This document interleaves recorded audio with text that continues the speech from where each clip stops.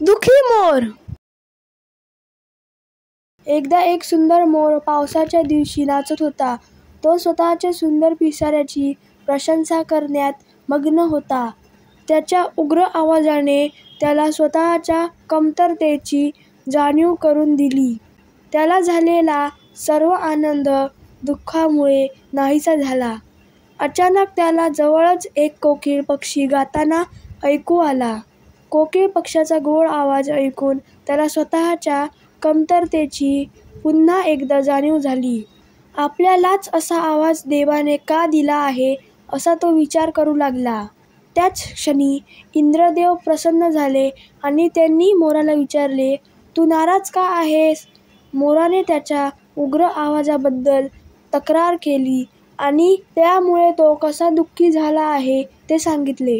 मोराने इंद्रदेवाला विचारले, कोकिळेला इतका सुंदर आवाज आहे, मग मला का नाही? मोराचे म्हणणे ऐकून इंद्रदेवाने सांगितले की प्रत्येक जीव हा त्याच्या स्वतःच्या मार्गाने खास असतो. प्रत्येक जीव तयार करण्यामागे एक उद्दिष्ट असते आणि त्याप्रमाणे त्याला तयार केले गेलेले आहे. होय, कोकिळेला देवाने सुंदर आवाज दिलेला आहे, परंतु तुला देखील किती सुंदर पिसारा दिलेला आहे. तुमच्याकडे जे आहे ते स्वीकारून त्याचा पुरेपूर उपयोग करणे हेच खरे जीवन आहे. स्वतःची तुलना इतरांशी करण्यात आणि स्वतःकडे काय आहे ते विसरून जाण्यात किती मूर्खपणा आहे हे मोराला समजले.